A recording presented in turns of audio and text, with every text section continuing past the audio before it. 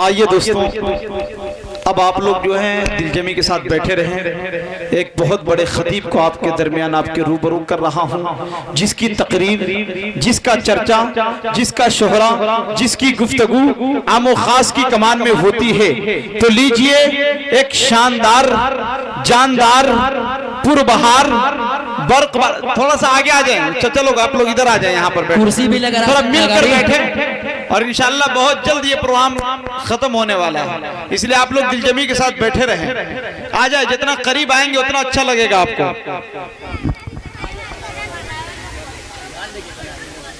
आइए दोस्तों, जिसकी तकरीर, जिसका चर्चा, जिसका शोहरा, जिसकी गुफ्तगू आमो खास की कमान में होती है। तो लीजिए एक शानदार, जानदार, पुरबहार, बर्कबार, शोलाबार, धुआंधार, अरे बोलो ना मेरे यार, एक वलवला अंगेज, धमाका खेज, फिक्र अंगेज, हैरत अंगेज, नसीहत आमेज तकरीर करवाने जा रहा हूँ, जिनसे मेरी मुराद महारत ताम्मा रखने वाला एक मुनफरिद लबो लहजा का मुकर्रिर जनाब हजरत मौलाना मुश्ताक अहमद साहब कासमी से मैं निहायत अदब एहतराम से गुजारिश करता हूँ कि हजरत माइक पर आए और अपनी ईमानी, इरफानी, हक्कानी, नूरानी बयानात से हम तमाम सामाईन को मुस्तफीज फरमाए। इस शेर के साथ हजरत का इस्तकबाल के खतीब आ रहे हैं, खतीबे जीशान आ रहे हैं। कह दीजिए सुभान अल्लाह, माशाअल्लाह के खतीब आ रहे हैं, खतीबे जीशान आ रहे हैं। अरे लेके दिल के चैनो करार आ रहे हैं और वक्त की नजाकत है अल मुख्तसर, खिताबत के सुपर स्टार आ रहे हैं। सुभान अल्लाह, शेख है, माइक है, रात है, फैसला आपके हाथ है। अल्हम्दुलिल्लाह अल्हम्दुलिल्लाह नहमदुहु व नस्तईनुहु व नस्तगफिरुहु व नु'मिनु बिही व नतवक्कलु अलैहि व नऊज़ु बिल्लाहि मिन शुरूरि अनफुसिना व मिन सय्यिआति अमालिना। मन यहदिहिल्लाहु फला मुदिल्ल लहु व मन युद्लिलहु फला हादिय लहु व नशहदु अल्ला इलाहा इल्लल्लाहु वहदहु ला शरीका लहु व नशहदु अन्ना मुहम्मदन अब्दुहु व रसूलुहु।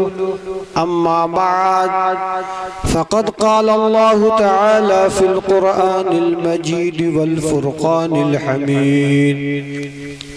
अऊज़ु बिल्लाहि मिनश शैतानिर रजीम, बिस्मिल्लाहिर रहमानिर रहीम।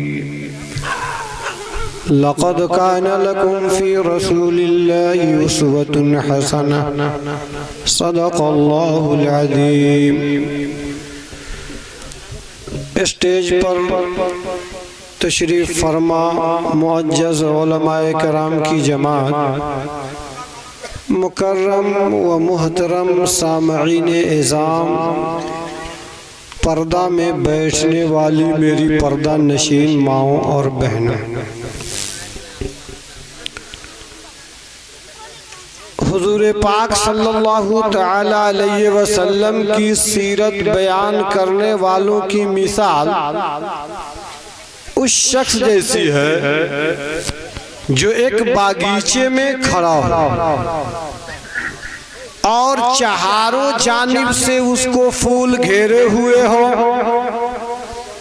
एक तरफ चंपा का फूल हो तो दूसरे जानिब चमेली का फूल हो, एक तरफ जर्द रंग का हो तो दूसरे जानिब पीले रंग का। तो आदमी हैरानो परेशान हो जाता है कि आखिर मैं तोड़ूं तो किस फूल को तोड़ूं, आखिर मैं नजर करूं तो किस फूल को नजर करूं। बस यही हाल है सीरत मोहम्मदिया सल्लल्लाहु तआला अलैहि वसल्लम के बयान करने वालों की मिसाल। इस वक्त मेरा ज़हन परेशान है कि आखिर मैं नबी की जिंदगी का कौन सा मोड़ और कौन सा तरीका आपके सामने रखूं।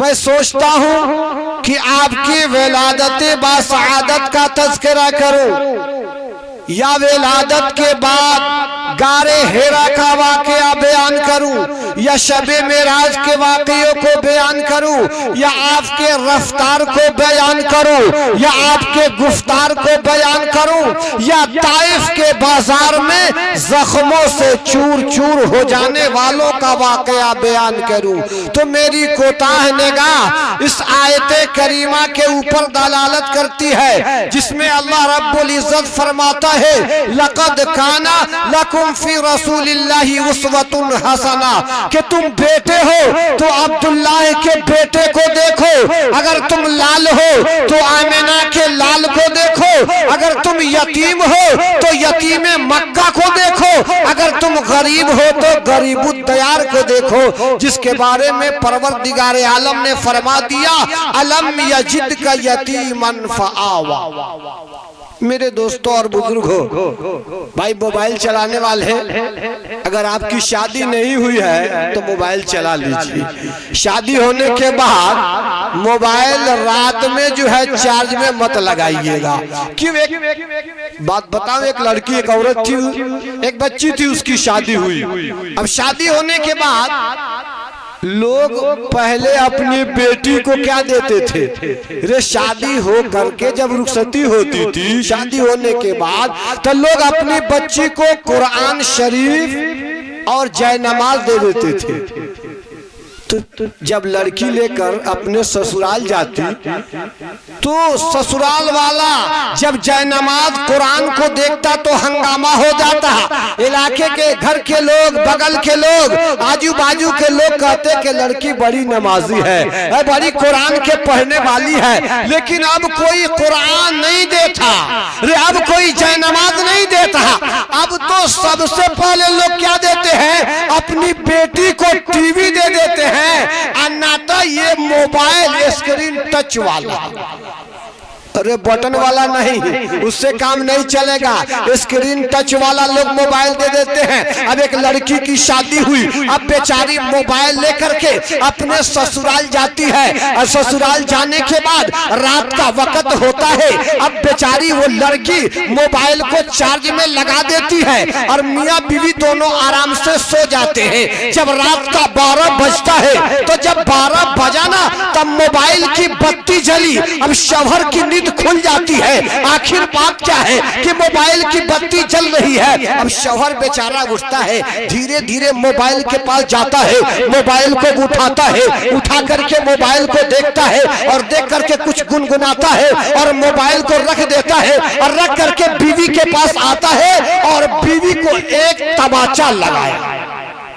जब बीवी को तमाचा लगाया तब बीवी बेचारी, अभी तो 2-4 दिन शादी के हुए थे, अब बैठ करके रोने लगी कि क्या मुझसे गलती हो गई कि शौहर मुझको तमाचा लगा रहा है। बीवी ने पूछा, मेरे शौहर आखिर बात क्या है, तुम मुझको तमाचा क्यों लगा रहे हो, आखिर मामला क्या है? तो शौहर ने कहा कि तुम्हें शर्म नहीं आती। कहा कि काहे को शर्म आए? कहा कि तुम्हें शर्म नहीं आती? रे रात के 12 बजे तेरे मोबाइल में मैसेज आ रहा है। क्या रहा है? मैसेज आ रहा है, ब्यूटीफुल का मैसेज आ रहा है। रे तुम्हें शर्म नहीं आती? लड़की ने कहा कि मेरे शौहर, मुझसे ऐसी गलती न हुई है और न होगी। ये मेरे शौहर, ऐसी गलती मैं कर नहीं सकती, आप मुझ पर शक मत कीजिए। शौहर ने कहा कि तो फिर आखिर रात के 12 बजे है और तेरे मोबाइल में ब्यूटीफुल के मैसेज आ रहा है। लड़की ने कहा कि ना ये शौहर, ऐसा नहीं हो सकता। अब धीरे धीरे वो लड़की उठती है, उठ करके मोबाइल को उठाती है, वो भी मोबाइल को देखती है, और देख करके फिर वापस आती है और आकर के तमाचा का जवाब तमाचा से लगाती है। शौहर ने कहा, रे तू मेरी बीवी और तू मुझको मारी, ये कैसे? तूने मुझे क्यों मारा? कहा कि मेरे शौहर, रे मोबाइल में रे ब्यूटीफुल का मैसेज नहीं आया है, बल्कि बैटरी फुल का मैसेज आया है। क्या है? बैटरी फुल का मैसेज। तो मैं अपने जवानों से कहता हूँ, ये जवानों एक काम करो, मोबाइल को रात में चार्ज में मत लगाना, ना तो बिल्कुल मारा मारी रखा है। इसलिए कि और बहुत सारे लोग पढ़े लिखे भी भी नहीं होते लेकिन मोबाइल चलाने में बड़ी माहिर होते हैं, LLPP के मालिक होते हैं। आप कहेगा ये कौन डिग्री है? हमने तो मास्टर का डिग्री, इंजीनियर का डिग्री, वसीहर का डिग्री सुना है। कोई आलिम होता है, कोई फाजिल होता है, कोई मुफ्ती होता है, कोई कादी होता है, ये सब तो डिग्री मालूम है, लेकिन LLPP ये कौन डिग्री है? तो मैं आपको बताऊं, LLPP यानी L से लिख, L से लोढ़ा, P से पढ़, P से पत्थर, लिख लोढ़ा पर पत्थर। अंगूठे छाप के मालिक होते हैं तो लिखा रहता है बैटरी फुल, तो पढ़ लेता है लोग क्या, ब्यूटीफुल। इसलिए मैं कहूंगा कि मोबाइल को आप चार्ज में लगा करके सोइए मत। तो मेरे दोस्तों और बुजुर्गों, मैं आपको चूंकि अब 11 से ज्यादा बज चुका है, लेकिन आपका चेहरा अभी ये नहीं बता रहा है कि तकरीबन 12 बजने वाले हैं, लेकिन मैं थोड़ी ही देर आपके सामने गुफ्तगू करूंगा और आपको बताऊंगा कि नबी के आने से पहले हमारी माँ बहनें बैठी हैं, हमारी बहनें बैठी हैं, हमारी बेटियां बैठी हैं। ये नबी के आने से पहले इनकी कोई इज्जत नहीं थी, इनका कोई मकाम नहीं था, इनका कोई वैल्यूएशन नहीं था, लेकिन नबी आए तो आने के बाद हमारी माओं को, हमारी बहनों को, हमारी बेटियों को मकाम मिला। नहीं तो पहले लोग नबी के आने से पहले अपनी बेटियों को जिंदा जमीन में गाड़ दिया करते थे। एक वाकया बताऊं और मैं समझ रहा हूं कि आप सुनना क्या चाहते हैं, इसलिए मैं उधर ही ले चलूंगा। एक वाकया बताऊं, अल्लाह के नबी जनाबी मोहम्मद अरबी सल्लल्लाहु तआला अलैहि वसल्लम तशरीफ फरमा थे। आपके बगल में एक सहाबी बैठे हुए थे। थोड़ा सा वक्त गुजरता है, उधर से एक बच्ची चली आती है। जब बच्ची सहाबी के पास आई, अब वो सहाबी उस बच्ची को कभी गले से लगाते हैं, कभी पेशानी पर बोसा देते हैं, कभी एक किनारे, कभी इधर बैठाते, कभी उधर बैठाते। अल्लाह के नबी ने देखा, पूछा मेरे यार आखिर बात क्या है, आखिर मुआमला क्या है, आखिर वजह क्या है कि तुम अपनी बेटी को इधर उधर बैठा रहे हो, आखिर ये है कौन? साहबी कहते हैं ये आका, रे ये आपके आने की बरकत है, नहीं तो आपके आने से कबल ज़माने जाहिलियत की बात बता रहा हूँ। ये मेरे आका, ये मेरी भतीजी है, ये आपके आने की बरकत है, नहीं तो आपके आने से कबल मैंने ज़माने जाहिलियत में इतना बड़ा पाप किया है, इतना बड़ा अमल किया है। ये आका बता रहा हूँ, अब बताइए मेरे साथ क्या मुआमला किया जाएगा। सहाबी बता रहे हैं कि आका एक मर्तबा मैं सफर पे निकला, ज़माने जाहिलियत की बात है, सफर पे निकला ना, तो जिस घर में बच्ची पैदा होती नबी के आने से पहले उसका चेहरा काला हो जाता था, वो 10 आदमियों के बीच में बैठकर बातें करने के लायक नहीं रहता था। अब वो सहाबी कहते हैं आका मैं सफर पे निकला, मेरे घर में बच्ची पैदा हुई और कुछ दिनों के बाद जब मैं सफर से वापस आया, मेरी बेटी मेरे घर से निकलती है, वो मुझे देखती है, मैं अपनी बेटी को देखता हूँ, मेरी बेटी आगे बढ़ती गई, मैं उसके तरफ बढ़ता गया, मेरी बेटी मेरे सीने से चिमट जाती है, चिमट करके चारों कतार रोने लगती है, कहती है कि अब्बा अरे आपके होते हुए फिर भी मैं यतीम और लावारिस दिखाई दे रही हूँ। ए अब्बा मुझे कुछ न करना, मैं 6 बरस की हो गई हूँ, आपके सामने खाना लाकर रख दिया करूंगी, रे लोटा में पानी लाकर रख दिया करूंगी, बिस्तरे को झाड़ दिया करूंगी, ए अब्बा मुझे कुछ न करना। साहबी कहते हैं आका मैं कुछ दिनों तक अपनी बेटी को अपने साथ खिलाते पिलाते रहा। कुछ दिनों के बाद मैं घर से निकला, मेरे हाथ में कुदाल था, एक हाथ में रस्सा था, मेरी बेटी देख रही है मेरा बाप जंगल जा रहा है, लकड़ियां काट कर के लाएगा, मेरे बाप को परेशानी होगी। अब लड़की वफादारी कर रही है तो बाप गद्दारी में लगा हुआ है। साहबी कहते हैं कि आका मैंने अपनी बेटी को लेकर चल दिया, चलते चलाते जंगल में पहुंचा, एक ऐसी जगह पहुंचा जहां मुझे कोई नहीं देख रहा था। आका ने फरमाया कोई नहीं देख रहा था। साहबी कहते हैं आका, जब मैं ईमान नहीं लाया था, आपके कलमे को नहीं पढ़ा था, मजहब इस्लाम के अंदर हमारा दाखिला नहीं हुआ था, तो मैं ये समझ रहा था इस जंगल में मुझे कोई नहीं देख रहा है। लेकिन आका, जब मैं ईमान ले आया, आपके कलमे को पढ़ लिया, मजहब इस्लाम के अंदर हमारा दाखिला हो गया, अब तो परवरदिगार आलम हर जगह देखता है। आज के इंसानों को इस बात पर यकीन आ जाए कि रब हर जगह देखता है, तो इंसान गलती नहीं करेगा, चोर चोरी नहीं करेगा, डाकू डकैती नहीं डालेगा, जानी ज़िना नहीं करेगा, जालिम जुल्म नहीं करेगा, और अपने तराजू पर कमी बेशी तौलने वाला कमी बेशी नहीं तौलेगा। कब? जब यकीन हो जाए कि आज तराजू मेरे हाथ में है, मैं डंडी मार दूंगा, कल तराजू रब्बुल आलमीन के हाथ में होगा। परवरदिगार आलम पाई पाई रत्ती रत्ती का हिसाब लेगा, तो उस दिन मेरे साथ क्या मुआमला किया जाएगा। आज के इंसानों को इस बात पर यकीन आ जाए कि रब हर जगह देखता है, तो इंसान गलती नहीं करेगा। लेकिन हमारा यकीन इतना पुख्ता नहीं है। रे पुख्ता यकीन था सहाबाए कराम का, जिन्होंने दरियाओं के अंदर अपने घोड़े को दौड़ा दिया करते थे। अजी दस्त तो दस्त है, दरिया भी न छोड़े हमने, दस्त तो दस्त है, दरिया भी न छोड़े हमने, बारे जुल्मात में दौड़ा दिए घोड़े हमने। हम कहते हैं कि हम लोग मुसलमान थोड़े हैं, हम लोग तो वो मुसलमान हैं कि गोश्त तो गोश्त है, हड्डी भी न छोड़े हमने। गोश्त तो गोश्त है, हड्डी भी न छोड़े हमने, अब भरे शोरबा में डाल दिए चमचे हमने। हम वो मुसलमान हैं। मुस्लिम है अगर जिंदा, अजी मुस्लिम है अगर जिंदा, तो दुनिया को हिला देंगे। अब बहती हुई दरिया में हम आग लगा देंगे। इस्लाम के खातिर हम अपनी गर्दन कटा लेंगे। मुस्लिम है अगर जिंदा, तो दुनिया को हिला देंगे।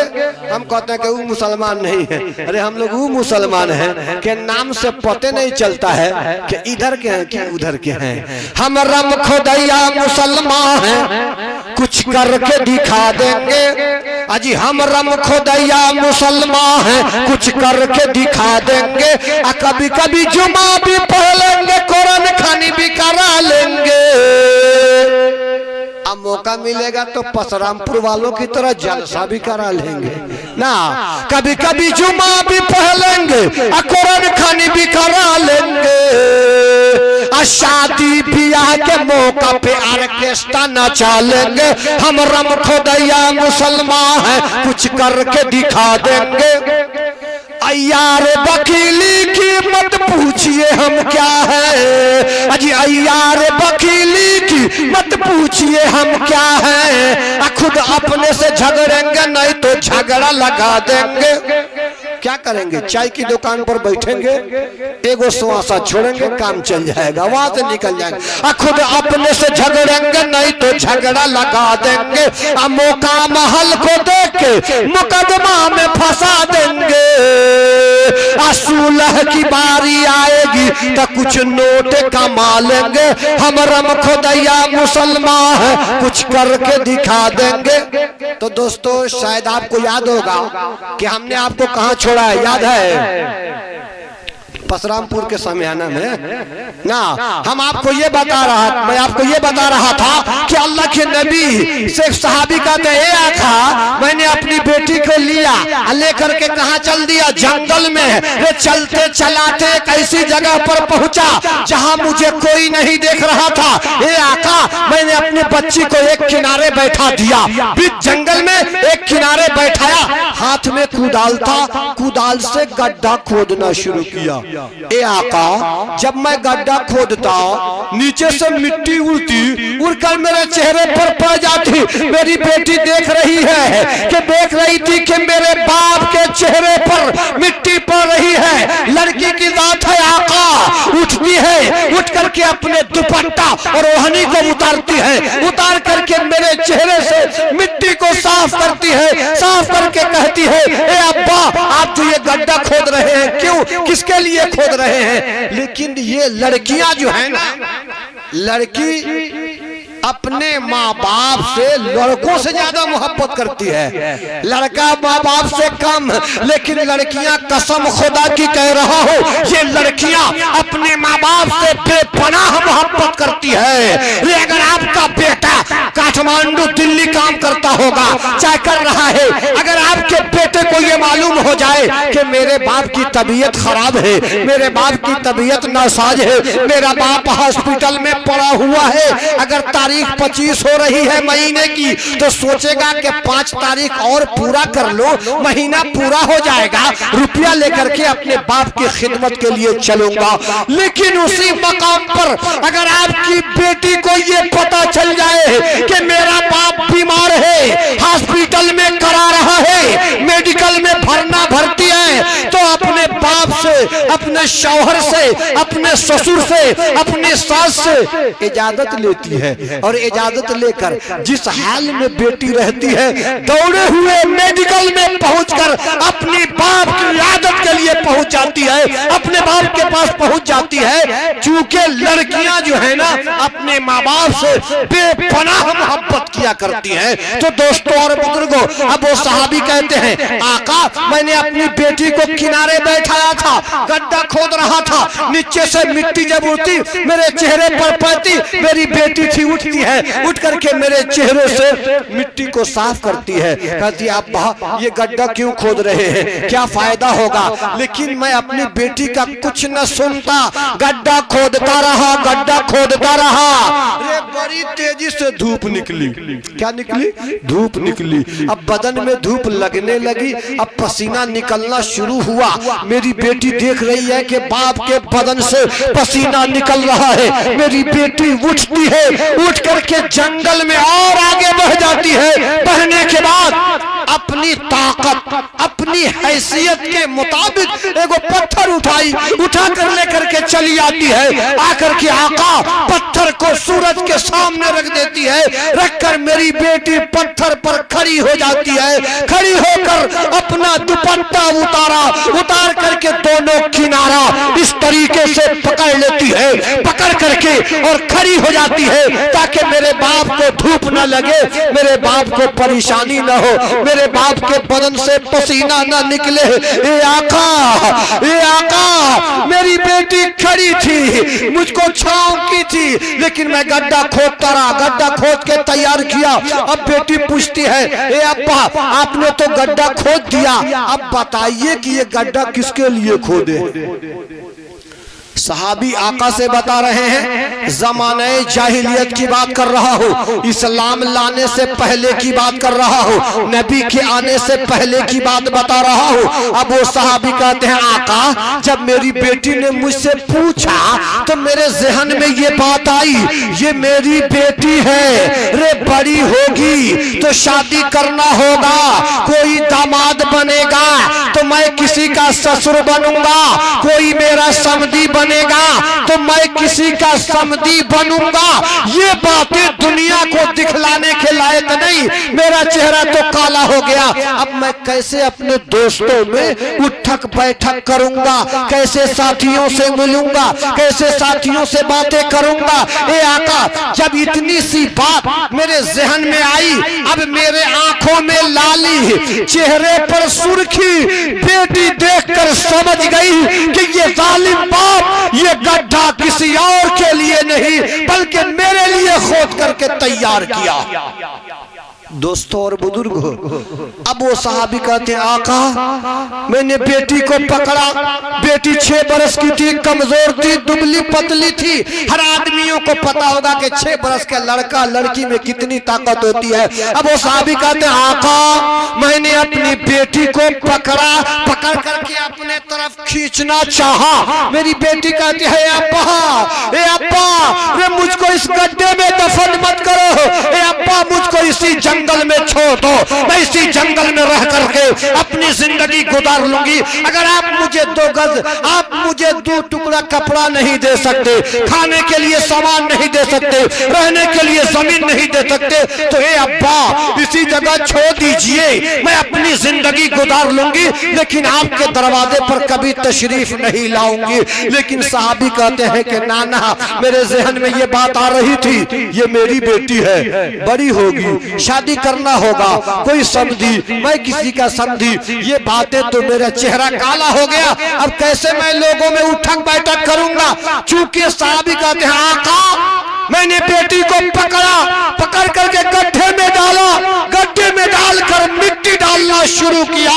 जब मिट्टी डालना शुरू किया, मेरी बेटी कहती है या अब्बा तिरहम, ऐ मेरे अब्बा, मेरे खून से अपने हाथ को मत रंगो। ए अब्बा ये क्या कर रहे हो, मुझे जमीन में क्यों दफन कर रहे हो, मुझको गड्ढे में क्यों दफन कर रहे हो, ए अब्बा छोड़ दो, मेरे खून से अपने हाथ को मत रंगो। लेकिन साहबी कहते हैं आका, मैंने कुछ न सुना, आका मेरी बेटी रोती रही, आका चिल्लाती रही, आका मेरी बेटी सवाल करती रही, लेकिन मैं अपनी बेटी को जिंदा जमीन में गाड़ करके मिट्टी से ढक करके वहां से चल दिया। कुछ दूर तक गया, मेरी बेटी के चीखे मेरे कानों से टकरा रही थी। ए अब्बा मुझको निकालो, ए अब्बा मैंने क्या बिगाड़ा, क्या गलती की जिसके वजह से तूने मुझे जिंदा जमीन में गाड़ दिया। ए आका, मेरी बेटी के चीखे मेरे कानों से टकरा रही थी, मैं अपनी बेटी के चीखे सुन सुन करके अनसुन बन करके चल दिया और अपनी बेटी को जिंदा जमीन में गाड़।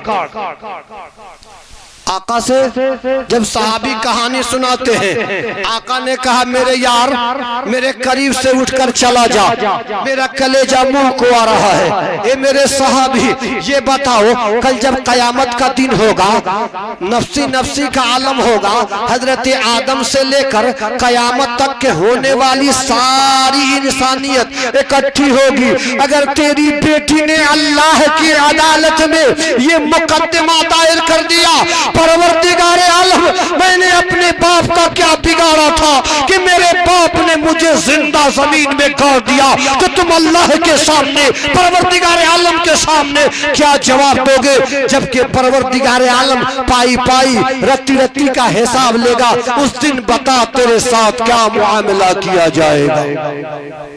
साहबी बता रहे हैं कहा यही तो बात है कि मैं आपसे बता रहा हूँ कि आप बताइए मेरे साथ क्या मुआमला किया जाएगा, मेरे ऊपर क्या गुजरेगा, अल्लाह के यहाँ मैं क्या जवाब दूंगा। मेरे आका ने फरमाया सुनो सुनो, आका की ने फरमाया ए मेरे साहबी, तुमने जो ये काम किया है हालत कुफ्र में किया है। जब तूने मेरा कलमा पढ़ लिया, मज़हब इस्लाम के अंदर तेरा दाखिला हो गया, जब तू मेरी शरीयत को मानने लगे, तो उससे पहले तुमने जितना भी बड़ा गुनाह किया है, अल्लाह रब्बुल इज्जत तुमसे सवाल नहीं करेगा।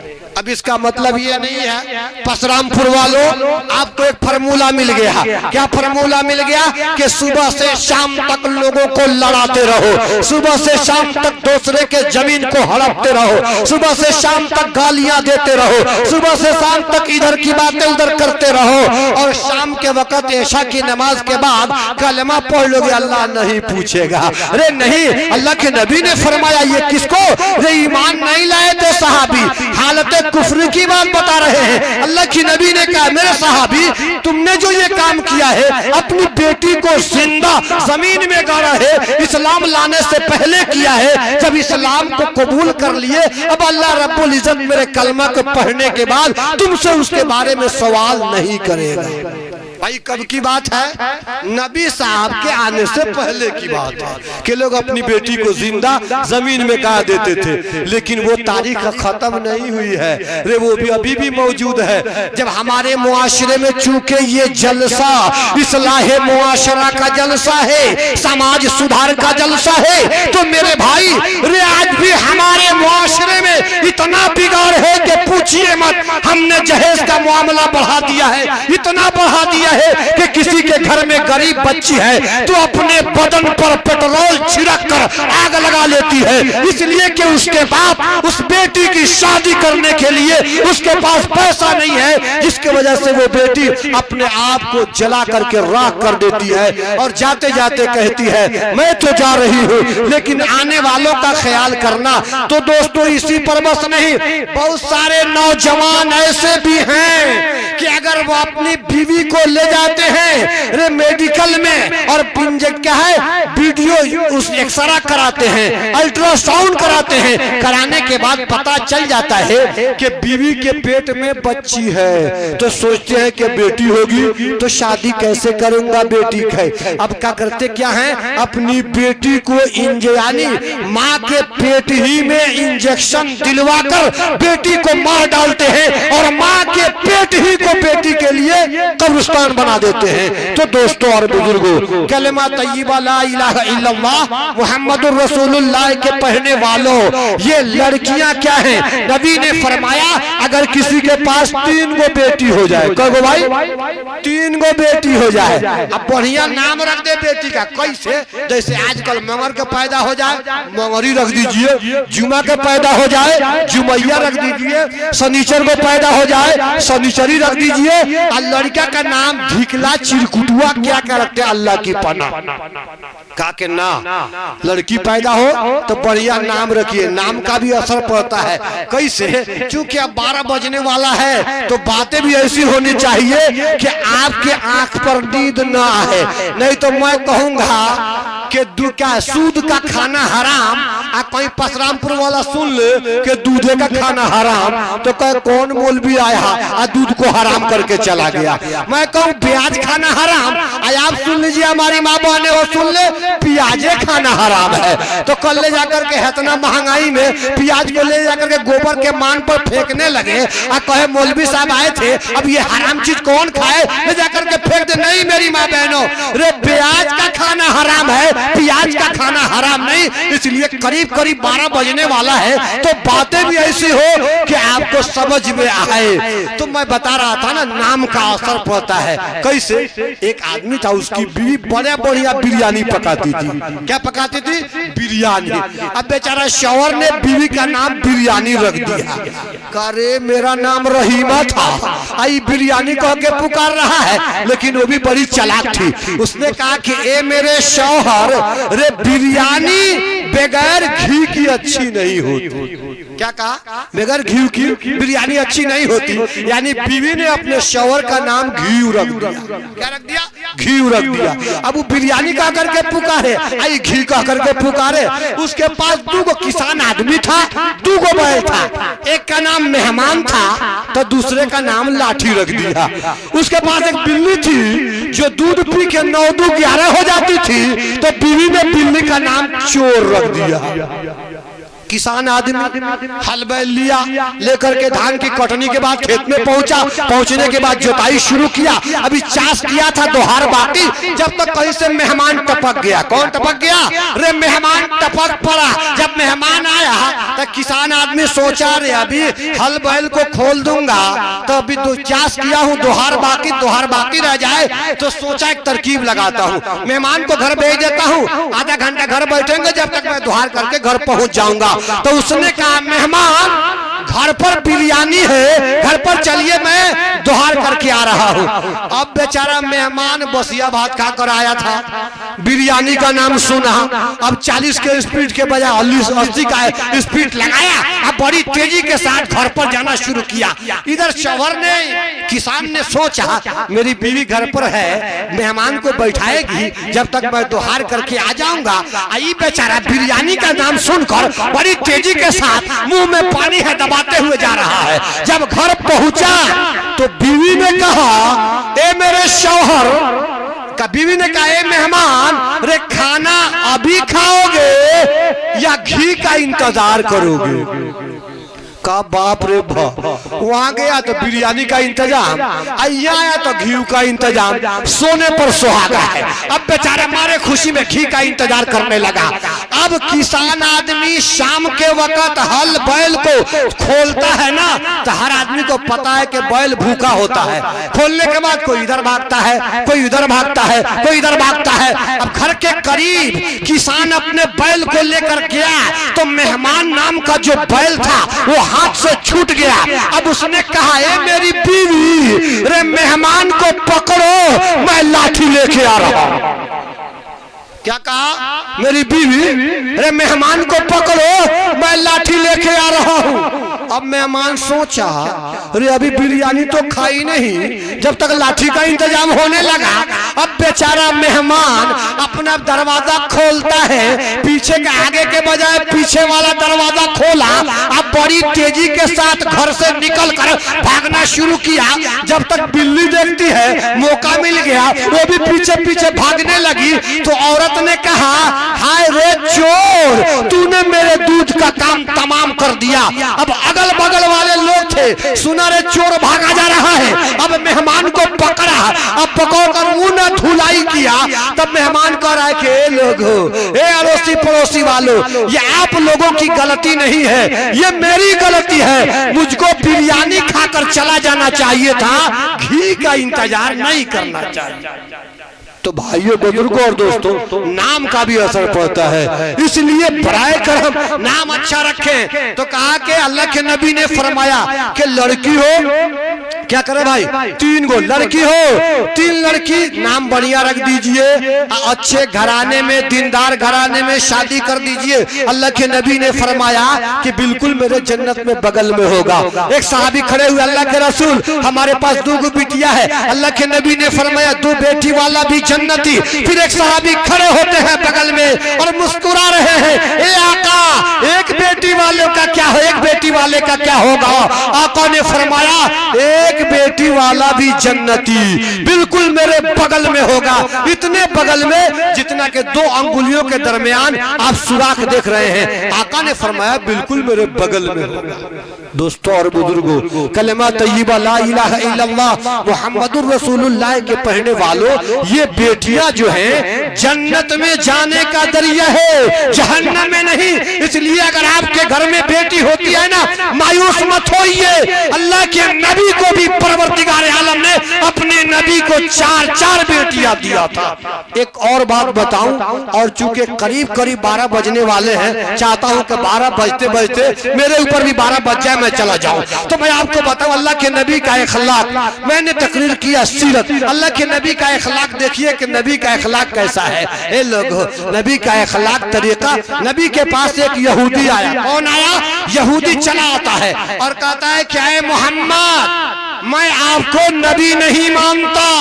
अब आप ही बताइए, शेख साहब के दरवाजे पर, अंसारी साहब के दरवाजे पर, ठकुराई साहब के दरवाजे पर, पैठान साहब के दरवाजे पर, खान साहब के दरवाजे पर कोई आए और कहे, शेख साहब आपकी शेखियत नहीं चलेगी, अंसारी साहब आपकी अंसारियत नहीं चलेगी, ठकुराई साहब आपकी ठकुराइयत नहीं चलेगी, पैठान साहब आपकी पैठानियत नहीं चलेगी, हवारी साहब आपकी हवारियत नहीं चलेगी। तो दोस्तों बताइए, किसी के दरवाजे पर कोई आकर कहे तो उसको ये बात अच्छी लगेगी, उस बात को बर्दाश्त करेगा? हरगिज नहीं।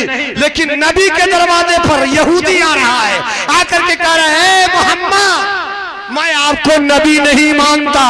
तो नबी ने क्या किया? मारा। नबी ने क्या कहा? बुरा भला कहा। नबी मुस्कुरा कर कह रहे हैं कि मैं कब कहता हूं तुम मुझको नबी मानो, इधर नबी मानता भी नहीं और जबरदस्ती का मेहमान बन रहा है। मेहमान क्या है भाई?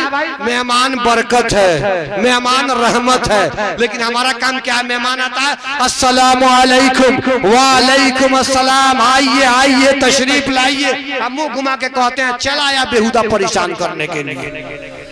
कोरोना के समय में आ गया, अब तो खुदे जो है हम लोग परेशान है। तो ये मेहमान बरकत है। जैसे एगो बुढ़वा एगो बुढ़िया, दोनों ने कोड भाषा मिला कर रखा था कि मेहमान आएगा तो कैसे इंतजाम करेंगे। अब बेचारा बुढ़वा के घर में 2 मेहमान आ गया। मेहमान आया तो बुढ़वा ने कहा, रे बुढ़िया अब बुढ़िया समझ गई, लगता कोई आ गया। कहा काहे बुढ़ऊ, बात क्या है? कहा 2-4 गो मेहमान आए हैं। तो कहा कि ठीक है बैठाइए बाहर। अब बेचारा बुढ़वा बाहर मेहमान को बैठाया। अब बुढ़िया अंगनाई वाला घर था, अंगनाई वाले घर में चूल्हा था, उसी चूल्हे पर हड़िया रख देती है और रख करके पानी डालती है और डालकर मेहमान को सुनाती है। क्या सुनाती है? हड़िया हाई फूल मोती बारिश दिन में भीगी है। तब मेहमान लोग सुन के चुप। अब आप ही बताइए, एक बारिश में अधहन भीगी तो भोजन को यह मिल ही। तो बुढ़िया सीधा कहती है मेहमान से कि हरिया हाई फूल मोती बारिश दिन में भीगी है। तो मेहमान भी पसरामेपुर का था, वो भी कमजोर नहीं था। अब 2-4 गो नौजवान खड़े हुए, कहा रे बुढ़िया क्या कह रही है? तो कहा कि हरिया हाई फूल मोती बारिश दिन में भीगी है। तू नौजवान कह रहा है बुढ़िया तो हरिया हाई फूल मोती बारिश दिन में भीगी है। तब पौना लोग बरम बाबा 2 बरिस ले टिकी के पौना लोग बरम बाबा 2 बरिस ले टिकी है।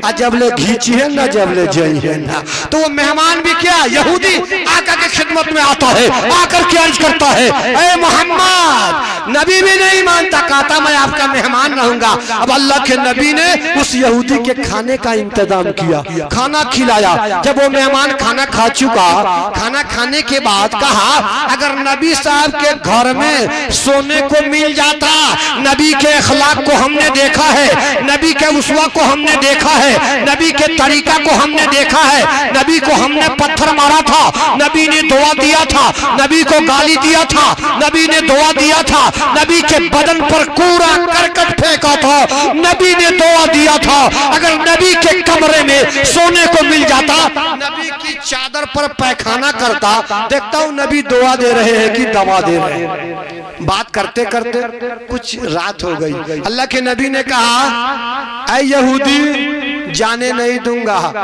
अब बेचारा मरीज था, डॉक्टर ने दवा बता दिया, उतर रहना चाहता ही था। अल्लाह के नबी ने कहा जाने, कहा कि ठीक है अल्लाह के रसूल ऐ मोहम्मद मैं आपके घर रुक जाऊंगा। अब अल्लाह के नबी उस यहूदी के सोने का इंतजाम कर रहे हैं। देखो नौजवानों, सोने के लिए बिछौना बिछा रहे हैं। अल्लाह के नबी अपनी चादरें मुबारक को बिछा रहे हैं, जिस चादर के तकद्दुस का ये आलम है कि जिब्रील अमीन जिस चादर को अपने पर से झाड़ा करते थे, जिब्रील वो चादर को अपने पर से झाड़ते, नबी जो है उस चादर को उस यहूदी के लिए बिछा रहे, बिछा दिया।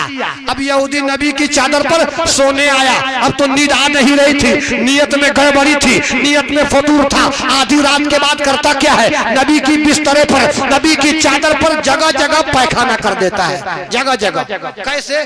जैसे अब तो लेटरिंग हो गया, नहीं तो पहले लेटरिंग नहीं था। हमारी माँ बहनें, छोटा सा बच्चा होता था आंगन में बैठा के पॉइंट खोल देती थी। अब बच्चा पैखाना करते जाता था, आगे बढ़ते जाता था। हमारी माँ बहनें झाड़ू देते देते आते तो कहती अरे बबुआ रे तुमको मैं पैखाना करने के लिए बैठाई थी कि पकौड़ी छानने के लिए बैठाई थी? ठीक इसी तरीके से वो यहूदी नबी की चादर पर जगह जगह पैखाना कर देता है, और जो जगह बाकी रह गई ना उससे अपनी गलादत को साफ कर लेता है। साफ करके आधी रात के बाद उठता है, उठ करके बड़ी तेजी के साथ नबी के कमरे से फरार हो जाता है।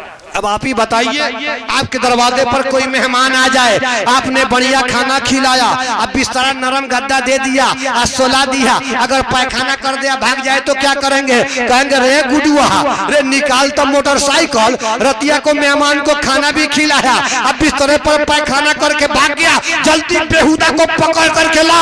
लेकिन नबी का अखलाक देखिए, नबी का तरीका देखिए, नबी ने पकड़वाया नहीं बल्कि उम्मत की माँ से कहा ये उम्मत की माँ लोटे में पानी लेकर के आ जा।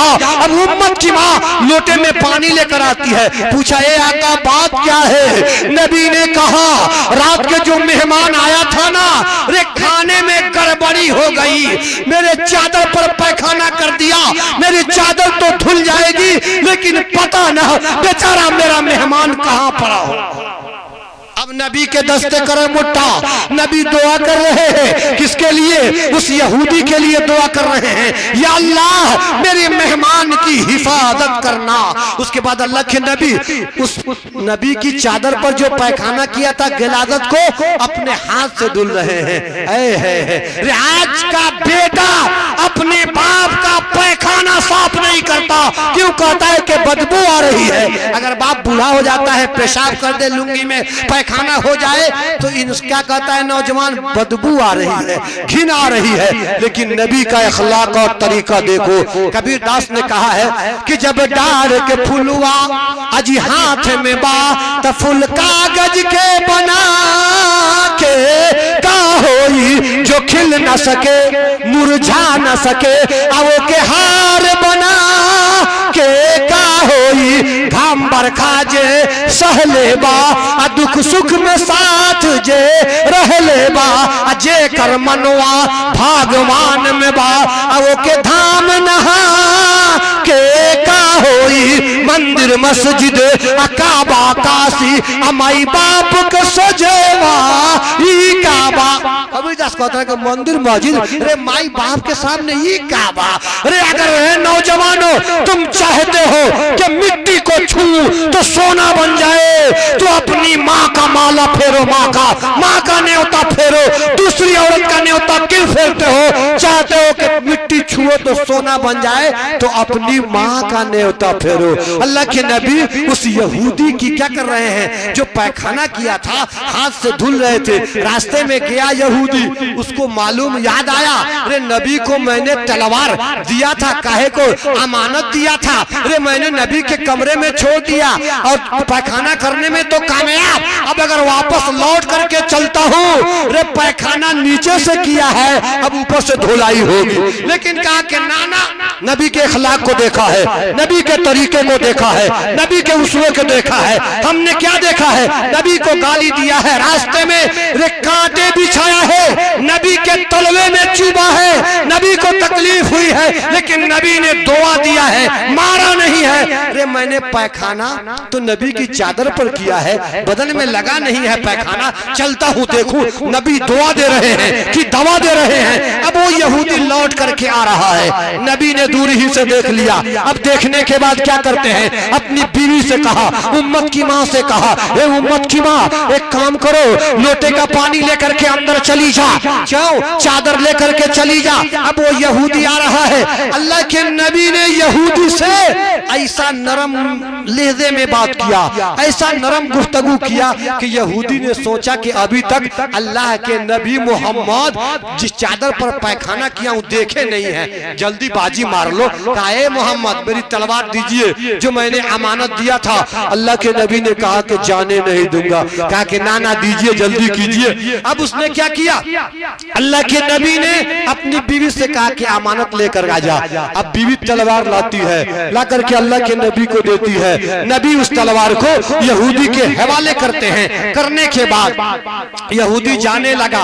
अब अल्लाह के नबी की बीवी हजरत आयशा ने कहा, अल्लाह के रसूल, रे आने वाला वो कौन था मेहमान? अल्लाह के नबी ने फरमाया, आने वाला वो यही यहूदी था जिसने मेरी चादर पर पैखाना किया था।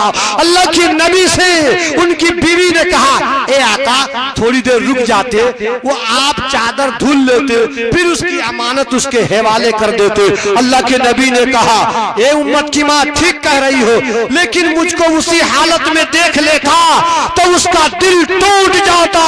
और मोहम्मद दुनिया में दिल तोड़ने नहीं बल्कि दुनिया में दिल जोड़ने आया है, जोड़ने। अब यहूदी जा रहा है। आखिरी मेरी बात हो रही है, नहीं तो आप लोग भी कहेंगे मौलवी को माइक नहीं मिला था, अब मिल गया तो छोड़ने का नाम ही नहीं लेता। ऐसी कोई बात नहीं है। अब वो यहूदी क्या है, नबी के पास से जा रहा है, नबी के अखलाक को देखा, नबी के तरीके को देखा, नबी के उस्वे को देखा, तो क्या कि लागी तुमसे हो, कि लागी तुमसे हो नजरिया ताजदार मदनी, कि लागी तुमसे हो नजरिया ताजदार मदनी, कि लागी तुमसे हो नजरिया ताजदार मदनी। हम नबी की राजी दुलारे, तुम हो अब्दुल्लाह के प्यारे। अब मोरे नबूवत पुश्ता मसोबे, अरे जैसे बदन में तार के तुमसे चमको तीसु पार ताजदार मादनी के चमको चमको तीसु पार ताजदार मादनी। भोली भाली शक्ल है तुम्हारी, भोली तुम्हारी बतिया, भोली भाली शक्ल है तुम्हारी, भोली तुम्हारी बतिया। अब बिन देखे ना चैन पड़त है, अरे तरफ सारी रतिया तोहरी आवे ना सूरतिया ताजदार मादनी की लागी तुमसे हो नजरिया ताजदार मादनी की लागी तुमसे हो। क्या कहा? जब नबी के अखलाक को देखा, नबी के तरीके को देखा, नबी के उसवे को देखा, तो उसने क्या किया भाई? कुछ किया? अरे कलमा पढ़ने पर मजबूर हो गया।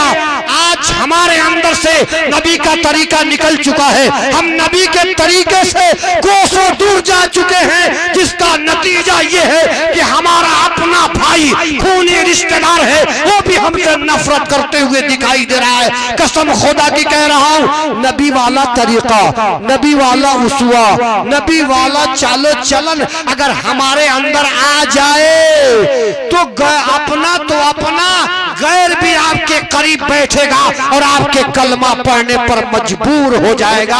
तो दोस्तों, सबसे पहले आज आप इस जलसे से ये पैगाम लेकर के जाइए कि हम दुनिया में कोई भी काम करेंगे तो नबी के तरीका के मुताबिक करेंगे। अगर नबी के तरीका के मुताबिक करेंगे तो यहाँ भी कामयाब हो जाएंगे, मरने के बाद भी कामयाब हो जाएंगे।